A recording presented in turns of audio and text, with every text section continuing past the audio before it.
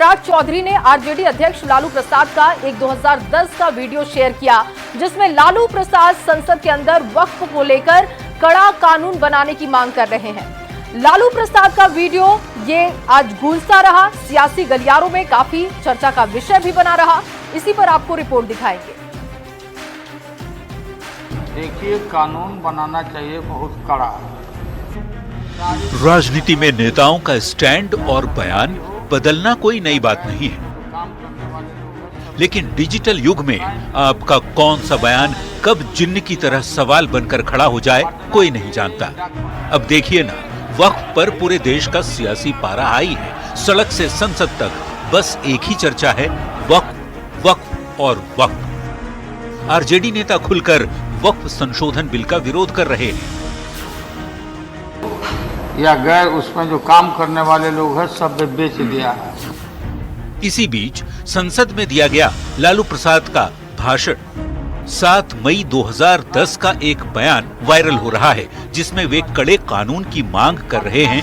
आप भी जरा सुनिए। देखिए, कानून बनाना चाहिए बहुत कड़ा।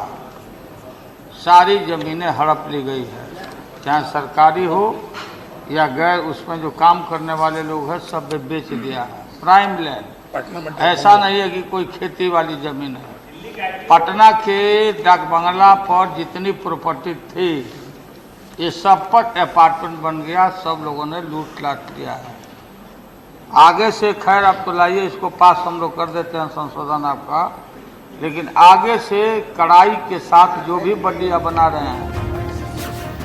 लालू प्रसाद का ये बयान वायरल होते ही सम्राट चौधरी और मांझी ने एक्स पर पोस्ट कर चुटकी ली, तो दूसरी ओर इस बयान की गूंज वक्फ संशोधन बिल पर हो रही चर्चा के दौरान संसद में भी सुनाई दी।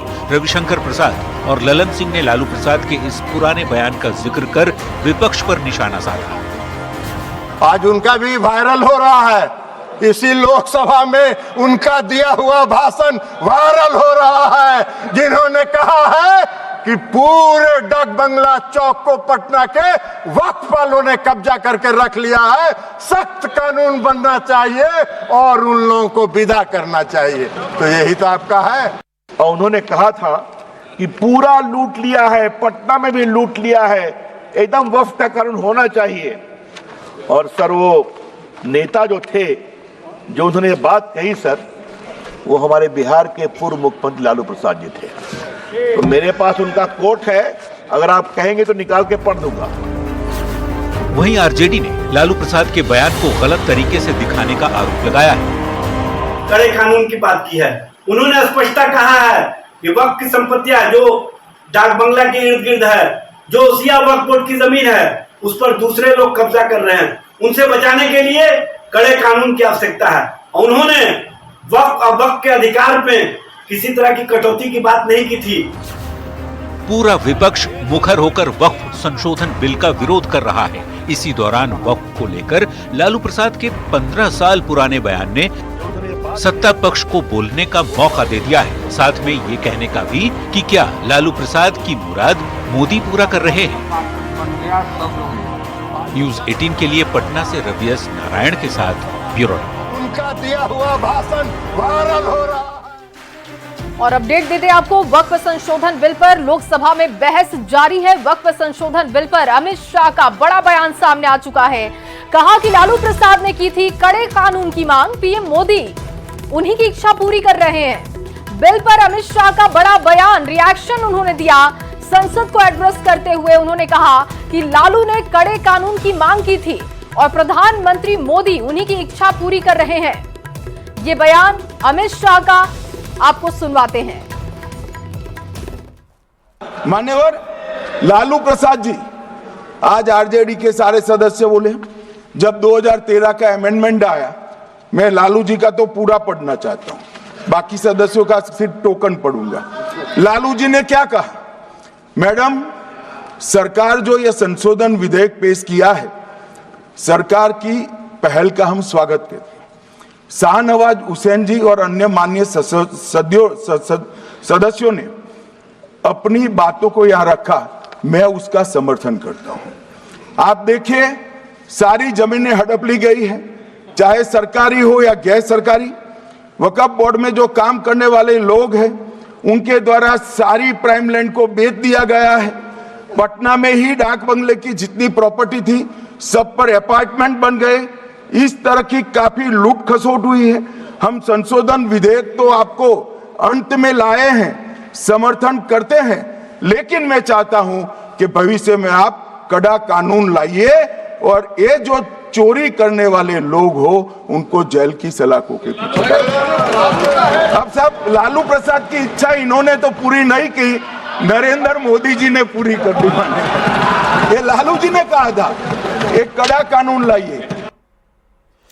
और वक्फ संशोधन विधेयक को लेकर बीजेपी के प्रदेश अध्यक्ष दिलीप जायसवाल ने लालू यादव और तेजस्वी यादव पर हमला बोलते हुए कहा कि जो बातें सदन में लालू यादव ने कही थी उसी पर अमल हो रहा है।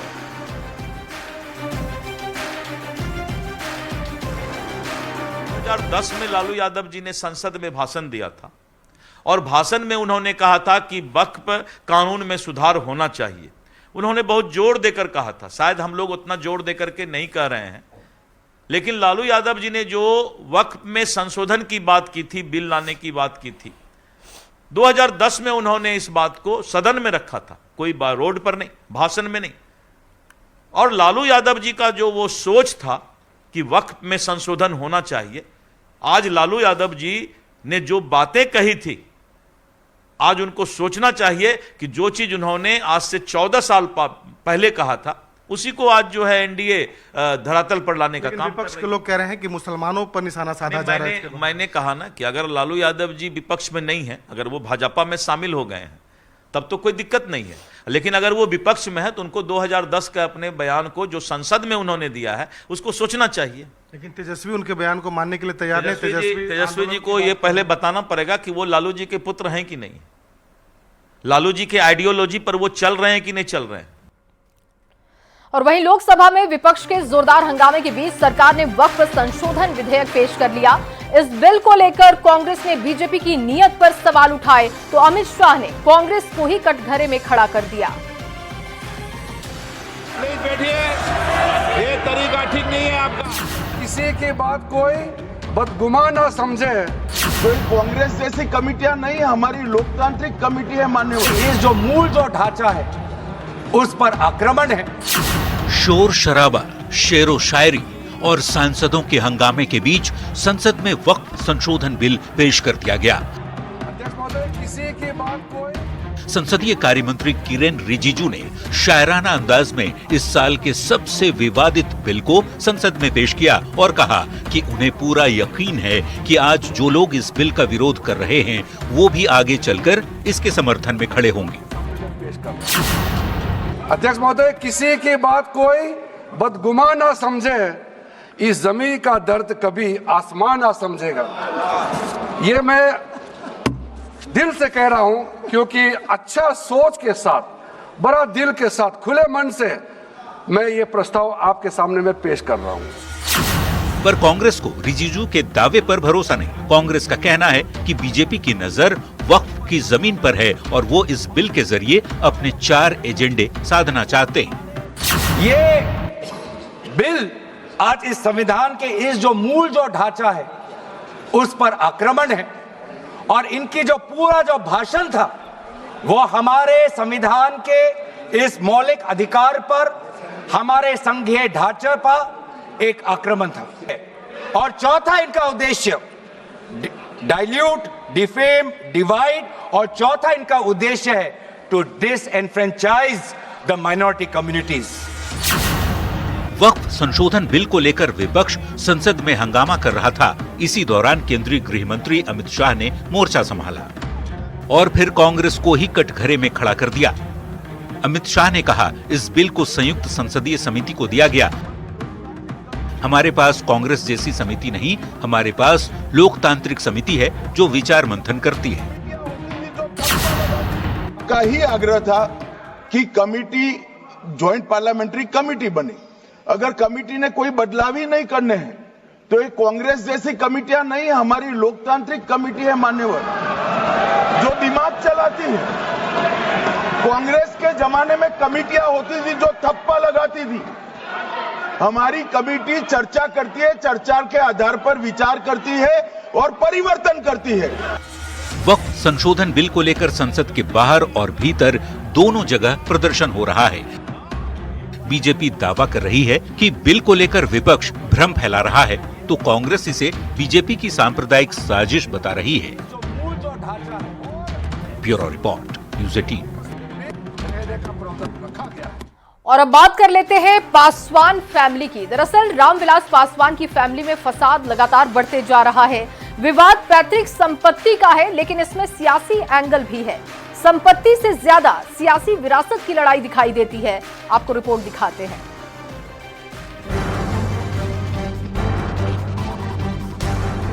जाए लागलो हो तो कठोर में जहां ऊपर रूम में ताला लगा दे।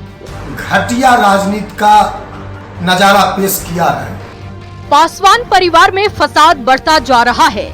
विवाद रामविलास पासवान की पैतृक संपत्ति को लेकर है, लेकिन इसका सियासी एंगल भी है। रामविलास पासवान की पहली पत्नी राजकुमारी देवी ने अपनी देवरानी पशुपति पारस और रामचंद्र पासवान की पत्नी पर बेडरूम और बाथरूम में ताला लगाने और सामान फेंकने का आरोप लगाया। अब अलौली थाना में लिखित शिकायत पर पशुपति कुमार पारस की पत्नी शोभा देवी और रामचंद्र पासवान की पत्नी सुनैना देवी समेत 5 लोगों पर प्राथमिकी दर्ज हो गई है। आवेदन में राजकुमारी देवी की तरफ से कहा गया है कि उनकी 2 देवरानियों ने ड्राइवर और बॉडीगार्ड के सहयोग से उनके कमरे से कपड़े, बिछावन और जेवरात निकालकर बाहर फेंक दिए। इसके साथ ही उनके बेडरूम और बाथरूम में ताला लगा दिया गया। इस पूरे मामले में पशुपति कुमार पारस के पार्टी के राष्ट्रीय प्रवक्ता ने निष्पक्ष जांच की मांग करते हुए कहा कि आवेदन पर साइन राजकुमारी देवी के नहीं हैं। हमारे पारस बाबू के पत्नी और रामचंद्र बाबू की पत्नी दोनों मिलके जो है कि घर में आके उनका ताला लगा दिए, ताला लगा के घर से बाहर करने का काम कर रहे हैं।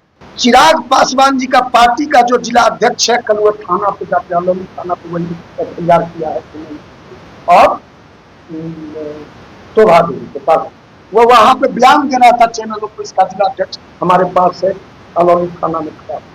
राजकुमारी देवी पासवान का दस्तखत है नीचे, राजकुमारी देवी, हम उस दस्तखत को चुनौती देते हैं। सूत्र ये भी बता रहे हैं कि रामविलास पासवान के परिवार में मचे विवाद की असल वजह सिर्फ पैतृक गांव शहर बनने स्थित उनका घर नहीं, बल्कि अलौली विधानसभा सीट भी है। ये सब कुछ उस अलौली विधानसभा सीट की वजह से ही हो रहा है, जिस पर पशुपति कुमार पारस 7 बार विधायक रहे और अब बेटे यशराज चुनाव लड़ने की तैयारी कर रहे हैं। वहीं दूसरी तरफ चिराग पासवान ने अलौली सीट से उषा देवी के बेटे सीमांत मृणाल को चुनाव लड़ाने का वादा किया है।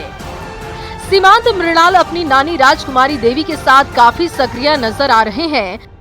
हमारे दल के नेता आदरणीय पशुपति कुमार पारस जी के पुत्र श्री यशराज पासवान जी लगातार 6 महीना से अलौली घूम रहे हैं। अलौली विधानसभा पारस बाबू की और रामविलास पासवान जी की परंपरागत सीट रही है। अलौली विधानसभा से हमारे नेता पारस बाबू 7 बार विधायक चुने गए। उससे घबरा के चिराग पासवान ने एक जो उनकी लोकप्रियता को देखते हुए एक कुत्सित प्रयास किया है। एक निष्कलंक व्यक्ति आदरणीय पारस बाबू पर कलंक लगाने का जो काम किया है। अब रामविलास पासवान के परिवार में मचे घमासान की हर तरफ चर्चा हो रही है। तो क्या ये संपत्ति से ज्यादा सियासी विरासत की लड़ाई है? न्यूज़ 18 के लिए खगड़िया से दिग्विजय कुमार की रिपोर्ट।